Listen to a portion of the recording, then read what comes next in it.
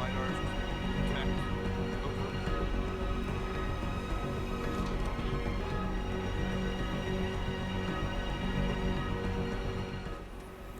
This is an incredible vehicle, and it's going to the moon. It's time to go back to the moon, this time to stay. The deck on the top,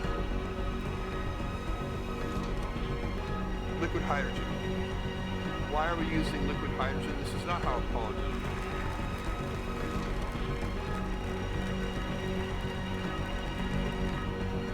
It's what's used to lower things off of the deck onto the surface of the moon. And for those of you doing the arithmetic at home, that's 2024. And we can help meet that timeline, but only because we started 3 years ago.